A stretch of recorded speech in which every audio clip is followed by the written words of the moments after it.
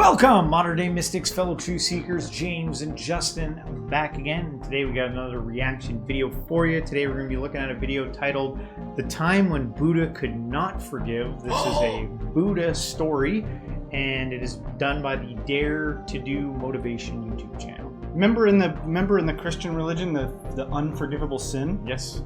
That's got to be the scariest one for all the Christians. Well, the unforgivable sin, what is unforgivable? We won't talk about that. Maybe a different video. Yeah. But the time the Buddha couldn't forgive, what could that possibly mean? This is just a short story. It's only like 3-4 minutes long, so we'll watch it and then we'll talk about it. All right.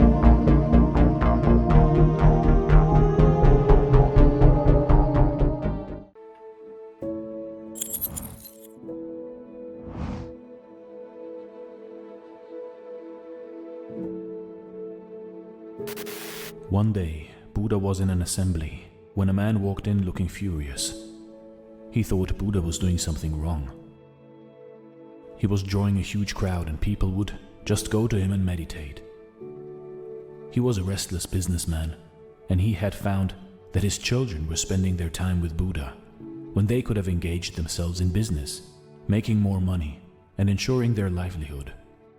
He felt to that spending 4 hours of their day seated next to someone whose eyes were always closed was a complete waste of time. So the father of the family was very upset, and he said, "I am going to teach this man a lesson." With anger in his heart, he walked confidently up to Buddha. As soon as he approached Buddha, all of his thoughts disappeared, but the anger in him did not dissipate. He was shaking and he found himself speechless. Since he was unable to express his emotions in words, he simply spat on Buddha's face. Buddha, in return, simply smiled. His disciples who were sitting with him were furious. They wanted to react and were ready to jump, but the Buddha's presence didn't allow them to do so. They just couldn't believe someone could behave in such a reprehensible manner with the Buddha. But they couldn't say anything, and this man could not stay longer either. He noticed his action had not drawn any reaction from the people around him, and the Buddha had simply smiled in return. A few minutes later he thought, "If I stay longer, I will burst, I will explode." So he walked away. Once he returned home, he couldn't erase the image of the smiling Buddha from his mind. For the first time in his life, he had met someone who had such an extraordinary reaction to such a disrespectful act. He could not sleep all night, and his whole body underwent a transformation. He was shivering, shaking. He felt as though his world had collapsed. So the next day he got up and went and fell at Buddha's feet and said, "Please forgive me. I did not know what I was doing." To which Buddha replied, "I cannot excuse you." Everyone, including Buddha's disciples, were shocked at this reaction. All his life, Buddha had been so compassionate. He had accepted everyone in his ashram, regardless of their past. And now he was telling this businessman that he could not excuse his behavior.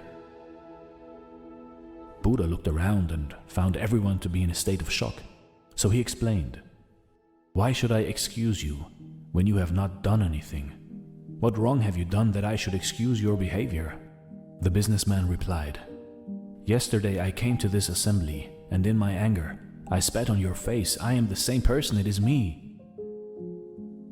Buddha said, "That person is not here anymore. If I ever meet the person on whom you spat, I'll tell him to excuse you. For me, to the person who's right here in this moment, you are wonderful. You have done nothing wrong." You see, in life, when do we truly forgive a person? True forgiveness is when you forgive a person, and that someone doesn't even know that he is being forgiven. That person shouldn't feel guilty for his deed. This is the right kind of forgiveness. If you forgive someone and keep reminding them about their mistake and make them feel guilty all the time, then in truth, you've simply not forgiven them yet. Guilt itself should be enough punishment for a person. Okay, so the story was beautiful. Yeah. The story started off beautiful. You can forget everything that guy's interpretation of it. That just gets that out of it. Remember the story, because he missed the point. It's not like about forgiveness, or you know what I mean, the lessons of forgiveness. It's not like about that. When the Buddha said, he's not here anymore, you don't go and extrapolate that in some logic-based way. Don't do it. We're talking about spirituality here, right? Yeah. Don't logic it. Do not logic it.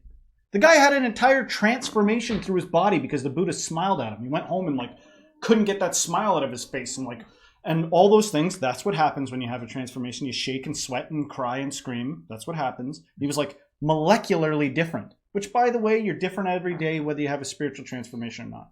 That's what the Buddha's pointing to. Obviously, the guy's there. His demeanor's different. Everything about him's different. And he comes before the Buddha again, and he's like, I'm so sorry. That's a different guy than the guy that was there the day before. Literally, it's a different guy. All his cells had replenished and were different. And so the Buddha was like, you know, it wouldn't matter if it was the same guy, but it just so happened to be a different guy. It's the same guy. Stay with me here. It's the same guy, but he's different. And the Buddha's like, there's nothing to forgive.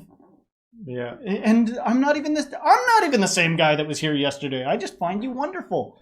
Obviously, the Buddha's got a consistent, lasting wonderful that's non-reactive to face spits, which disgusting, by the way. Yeah. As he did that, I was like, that's got to be the grossest thing you can do to someone who's like, into their face.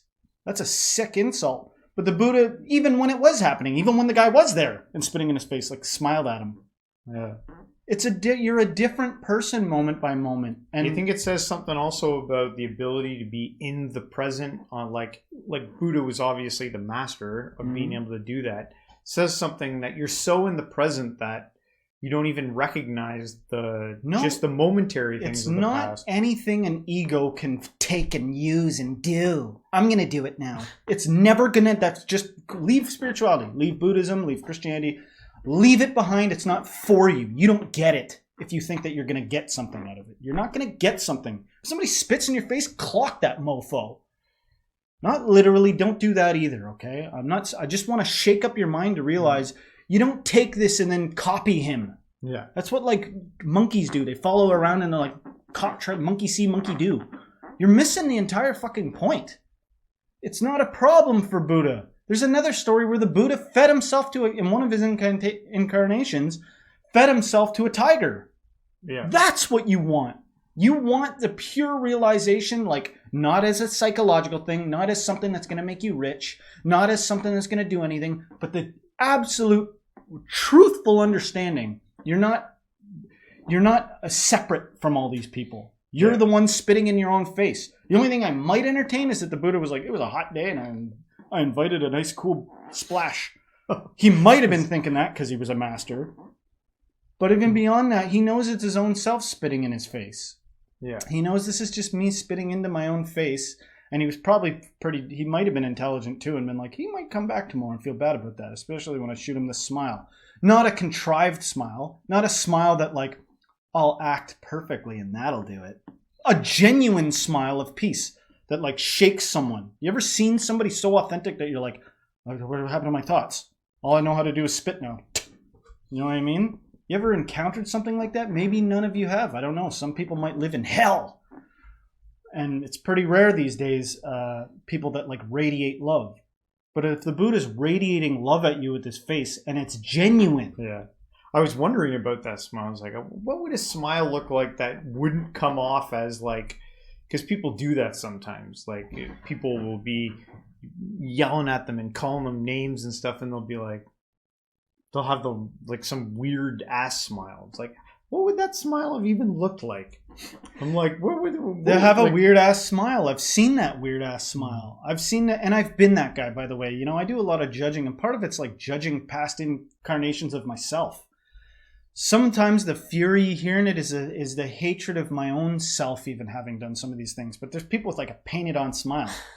Like, anything other than this is evil. Or I'm a loser. I'm a loser if I'm not smiling all the time. It's like your face can make all kinds of shapes. That's why I said if somebody spits in your face, the answer might not even be loving to smile at them. Yeah. It might be to look at them and be like, you hurt me. Why did you spit in my face? Show a little bit of vulnerability might cause the same thing. Guy go to sleep and have a reaction.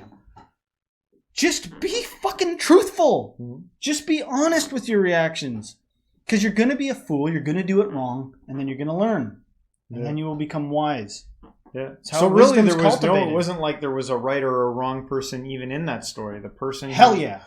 who came to Buddha and spit on him, was, Part of the doing story. his Now thing. we got an eternal story. Thank Yeah. God that guy spit in Buddha's face. Because now we got a story forever. Yeah. All things are suchly. Yeah. All things are this way. It's one of the craziest things ever, because I know that this is just a sidebar. All this spirituality stuff, if you're getting to the core of it, it becomes paradoxical and outside of the realm of logic. But one of the craziest things I ever see is people that I do believe have had intense spiritual experiences, Yeah.